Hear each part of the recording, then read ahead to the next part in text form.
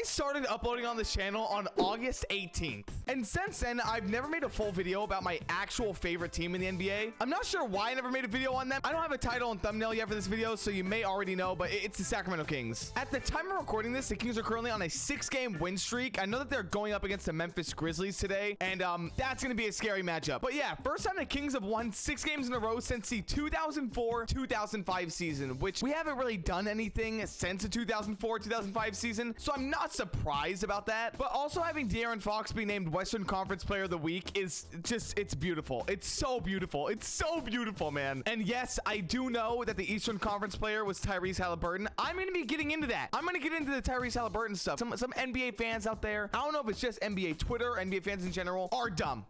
Okay, some of you guys are dumb. I'm dumb. I'm dumb. I don't know everything, but some of you guys out there, man, it blows my mind. Blows my mind. So yeah, I'll be getting into that later. But before I start hyping up the Kings too much, I kind of need to kill the vibe. And I apologize that I need to say this, and I need to let you guys know that the 5 of 6 teams that the Sacramento Kings beat in their 6-game win streak were all below 500. Which, if we're being completely honest here, I'm not really mad about, because those are games that we should be closing out, and that's awesome. But I need to see how the Kings perform against really good teams. For example, their next stretch of games, they're going up against really good teams, and I'm excited to see how many wins they can pull away from this little game stretch, because these are really important games. These are games to show that you're a playoff team. These are games to show that you should be in that level, in that caliber of playoff, sorry. But if we're being completely honest here, the Kings should be on an 11-game win streak. If we really want to talk about that, we can, because the refs absolutely screwed the Kings over for 2 games. Okay, just saying, it should be an 11-game win streak, but no, we'll move on from that. I do need to talk about De'Aaron Fox, okay, because he went from a player who, when he was drafted in his first couple years,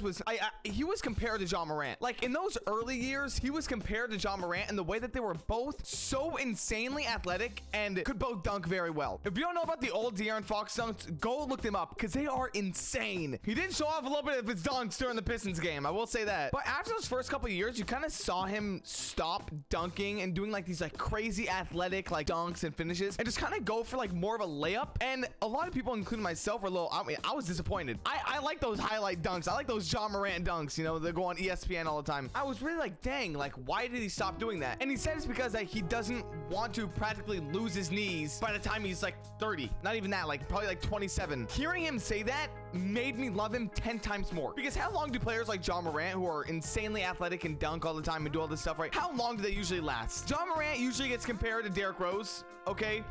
And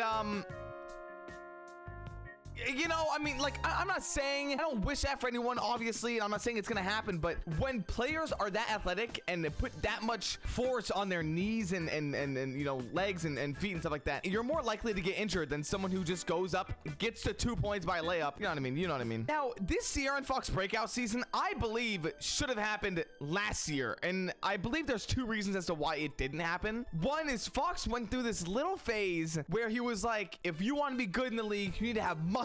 So he put on a ton of muscle, and it did not work. He couldn't shoot threes. I think it was just because he wasn't that good of a 3-point shooter at the time, but he couldn't shoot threes. He was terrible. Okay, he wasn't like super bad, but he was bad. For De'Aaron Fox, he was bad. Now, I think the second reason as to why he wasn't good was because he had Tyrese Halliburton on his team. And here, let's get into it. Let's get into it. Now, I'm not going to get all statistical and nerd on everyone here, but Fox and Halliburton never played good together. Let's all just look at that as how it is. Halliburton never played good with Fox. Fox never played good with Halliburton. There are 2 players who usually need to have the ball in their hand. They both run offense, right? And so that made it hard for the Kings to really thrive with both players. They're both insanely good players, but not good together. Makes sense? And like I said, at this time, De'Aaron Fox was having a bad season. Like, he was playing with Tyrese, he added on all this muscle, etc. So whose trade value is going to be higher and worth more and get you more at the time?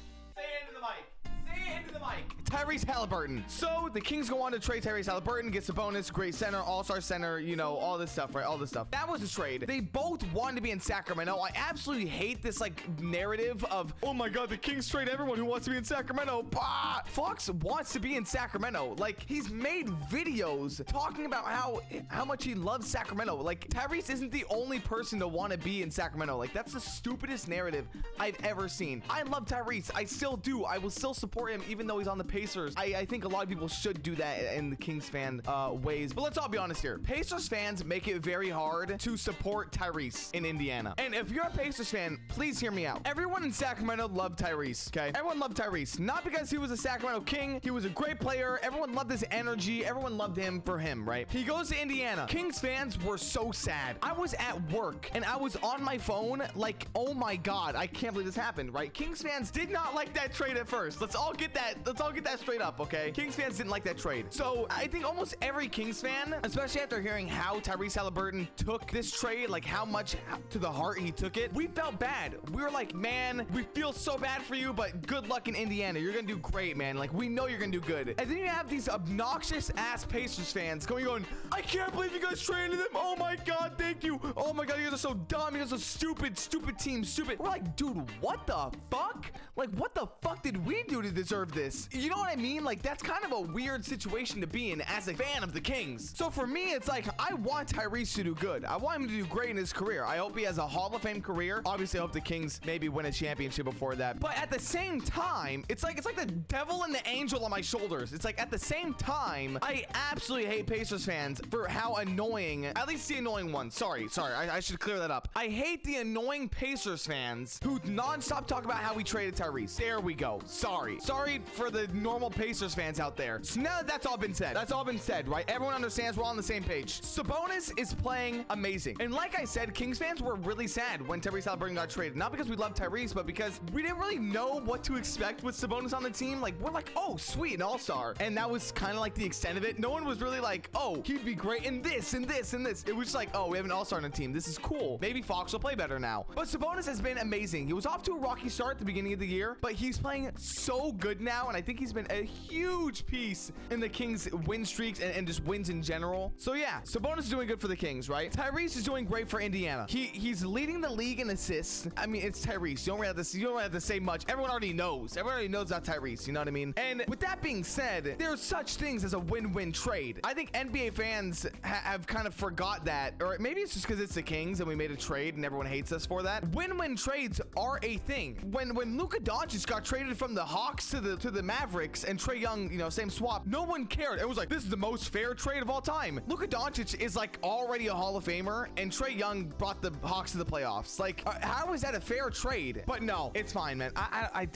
don't get that. I don't get that. I don't understand how people said that. I really do think it's because we're the Sacramento Kings and everyone just makes fun of us the whole time. I think that's why so many people clowned us for it. Now, I just have a couple more players on my list. I'm just gonna give small, like, little talks about. Starting with Keegan Murray. Started off great in the season. Started off great. Went through a personal struggle, like some personal stuff happening on in his personal life, right? Kind of, you see a dip in his game because of that. Then he gets the back injury, and it was like, dang. And then it was like, oh man, he's out for a couple games. Comes back, plays decent, hits some threes, you know, does good, can really drive in the paint. But I just hope everything gets back to normal for him. You know what I mean? Like, I really hope everything will just get back to normal. And I have no doubt that he will go back to that version of him. I mean, you know, he's that guy. You know, I mean, he'll get to that. Malik Monk has easily become one of my favorite Sacramento Kings players of all time. And it's because, one, that damn Band-Aid. That damn Band-Aid. I fucking love that Band-Aid, man. I love that Band-Aid. Two, because he actually wanted to be here. Like,